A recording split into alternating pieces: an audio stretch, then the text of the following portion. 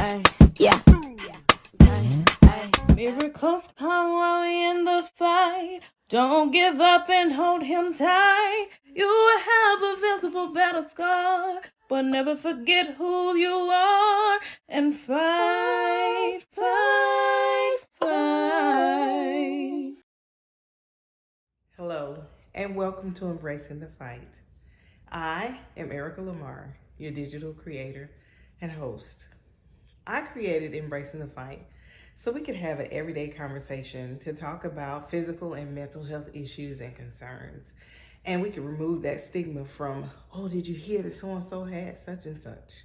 Or that people are struggling with mental health issues and they feel like they have to remain silent until either A, they commit suicide, or they partake in some type of mass shooting or something that's detrimental to their health or the health of the folks around them.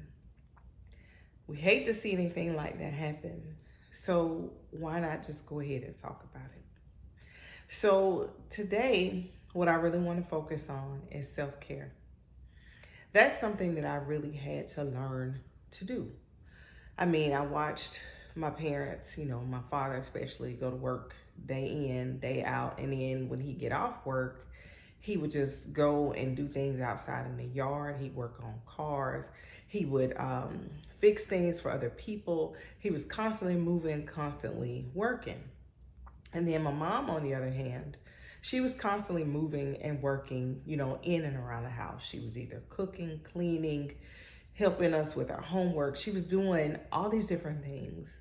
And I sat down and I thought about it and I was like, you know what? What's the point of working so hard all your life and not enjoying any of the benefits? So lately, I've been trying to think of ways to, do a little self-care. So I went and I had a massage, I've had a facial, and those things are great. But I started to think about all the things that bring me stress, the things that cause me to not feel so well, the things that affect my health.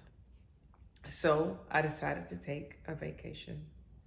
Well, this vacation is going to last 7 days or so, and I will be in the beautiful country of Thailand. Now, a lot of people probably was like, well, why, Thailand? Well, I actually have a very, unique opportunity to visit some friends there. And while I'm there, I plan to see as much as I can see and be out as much as I can in the fresh air. Why is that? It's very important that when you go on vacation, that you relax, that you leave everything behind that you can leave behind. Now, if you got kids and your kids are calling you and they want to talk to you, that's a little different. Or your parents, someone, people that you love are calling you, trying to reach out to you. I don't mean the business that you work for or the company, that you're building. You still have to step away. You have to have that moment of silence for yourself to reset.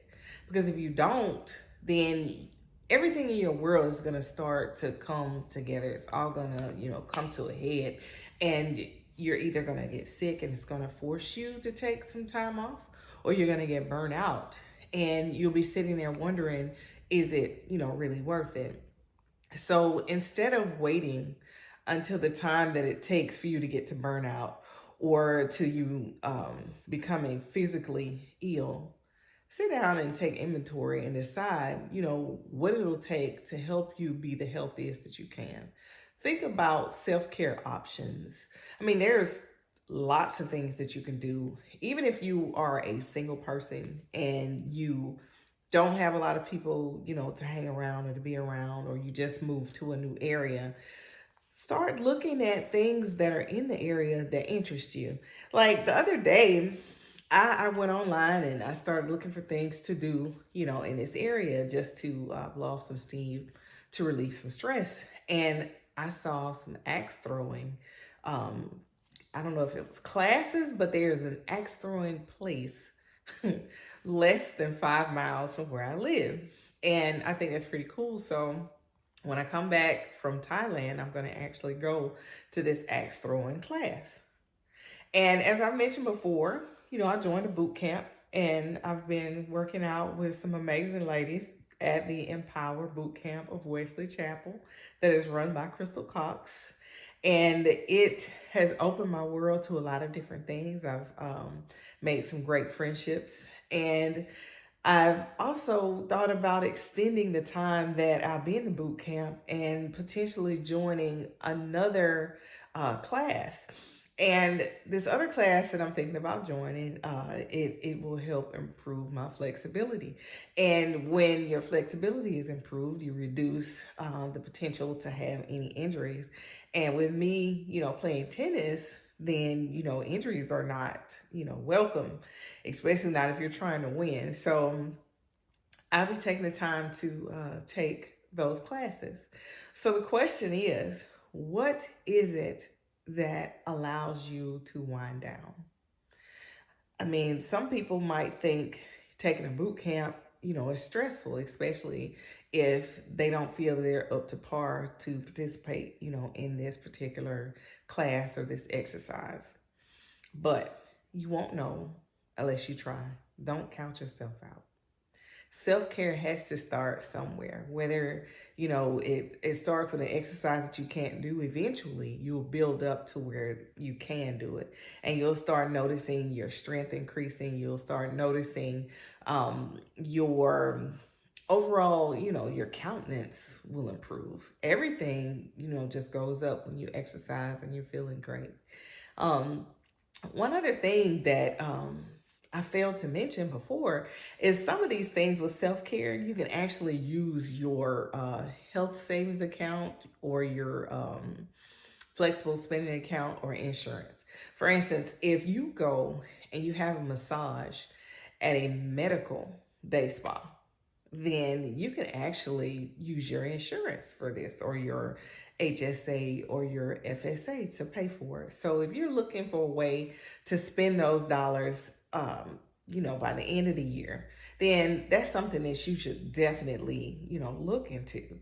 Acupuncture, all those things, anything that can be done at these medical day spas or just medical spas, all that can actually be used with HSA and FSA dollars. So don't let your money, at the end of the year go to waste. And I know lots of people know that with an HSA, you can actually roll that money over, which is fine. You can roll it over. You can also take that money and invest it as well. But with the FSA, it's either you use it or you lose it. So outside of those things, what other things do you enjoy? Do you enjoy writing? And if you do, look in the area to see if there are any groups that get together to write, or if there's a book club and there's a particular book that you're looking to read and it helps to stimulate your mind to discuss it with other people. Take that time to do that. Your life can't just focus around what you do to make money. I mean, sure, some people, of course, are anomalies, and they do that and they enjoy it and it brings them great joy, and they don't have any health issues, blood pressure's fine and all that. I'm not talking about those people. I'm talking about the people that go to work day in, day out, that come home, sometimes sit on the sofa and say, what am I doing here? What can I do to make myself better? So in those moments, when you're thinking about all those things, incorporate the thought of making yourself better physically and mentally. So outside of the self-care as far as the physical portion, think about the self-care on the mental side of things. Sure, people look at therapy again as something that is only for people who are mentally ill. No, therapy actually helps you to prevent becoming mentally ill in some cases. And in other cases, it helps you to understand what it is that you're going through. So there's nothing negative about therapy. Something else you can do. Say, for instance, if you've gone through a divorce and you are still healing from that divorce, there are divorce support groups that are in your area that you can look into. Now, if you tend to be an extremely private person, then, there's some things that you don't necessarily want to speak out loud in a group. But they also have partnerships and mentorships where you can meet one on one with someone who's gone through what you've gone through. You just have to speak with your therapist about these different groups and see how they can direct you to find one that fits your needs. Also, when you think about grief is something that is it's really hard to describe. It's really hard to place in a box because everyone grieves differently. So I would suggest, if you're going through a time where you're grieving the loss of a loved one, that you don't do it alone. You either join a grief support group, or you talk with people who also love the person that you loved, and you try to remember them in a very special way. And in remembering them, say for instance, if you decide to do a scholarship fund for them, then every year when you give this scholarship to some deserving young person, you get to keep their name alive. Now, of course, it won't bring them back, but it does bring honor to their memory. So think about all these things. Think about the mental aspect of someone just walking away. Sometimes we don't understand when people are brought into our lives, and then once we accept that they're there, sometimes they take an exit, and when they exit, they take a piece of us with them. So when that happens, you should also speak on those things. Don't hold that in. Because what that does is it causes you to implode. It also potentially causes you to carry the hurt to the next friendship, relationship, marriage, whatever it is that you're going to, which step in life you are seeking when it comes to relationships. You may carry that over. And the older we get, the larger our bags become if we don't take the time to unpack them. And I have to admit, there was a post that I put on Facebook about having an issue with being able to accept the kindness of others. So my issue with being able to accept the kindness of others is the fact that I have always been, a giver. And I didn't expect anything in return, but it appears that I have tracked a lot of takers. And when I had a person to come into my life that asked for nothing, and it was just strange to me that all they wanted to do was give and help make me be a better person. It was so unnerving to a point that I find myself constantly asking them, what is it? Why, are you here? And I could tell, each time that when I asked this question, the person wasn't necessarily frustrated, but I could feel that they didn't necessarily care for the question because they knew that they're basically, on assignment. They are trying to make the world a better place by spreading the love of Jesus Christ. And if you know Jesus, you know that he didn't want anything in return for his love. He just wanted you and I to be saved. So when I met someone like that, I just didn't know, how to take it. But I understand now that once I spoke those things out loud, it was because of all the people who had been in my life that would say things like, oh, I don't know where to get you because you have everything. Or I don't give you anything because you won't take it anyway. Or those folks that, oh, you give, such great gifts. I could never give anything like what you give. It's amazing when you think back and you listen to those things and you look at how much you've given to those people to realize that your cup is empty. And then when someone comes in or they come along and they want to pour into your cup, you got your hand over your cup because you don't realize the goodness that's trying to make it in. So I'm asking that you do a personal inventory before you do this self-care. You sit down and you write down the things that you want in your life. You write down the things that you believe will make you happy, will make you stress-free, the things that will take you to greater.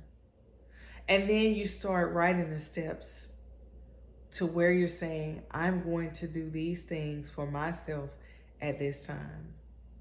Because you can't expect anyone to do anything for you if you won't do it for yourself. People can look at you and tell, in most cases, whether or not you truly love and take care of yourself.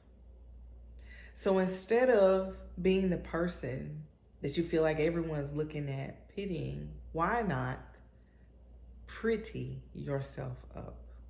Why not strengthen yourself from the inside out? And that's what self-care is all about. You have to take the time for you. You have to understand what it takes to build yourself from within. No one can tell you what that is. Only you know, and only you can start the process. This isn't something that you can push off to someone else. Sure, you might have that amazing friend that sees you sinking in the sea. They throw you a lifeline and they take you on a trip. All right, well, what's the point if 5 years later you haven't gone on another trip? Or say you got that wonderful person that gives you a gift certificate to go get a massage. You get a massage one time and that's it. What I'm saying is this has to become a routine. Loving yourself has to come naturally. This isn't something that, of course, can happen overnight. This is something that you have to commit to. You have to be consistent with self-care and self-love. You know how you know a difference when you're consistent? You'll see the change both physically and mentally. And right now, I'm going through the process.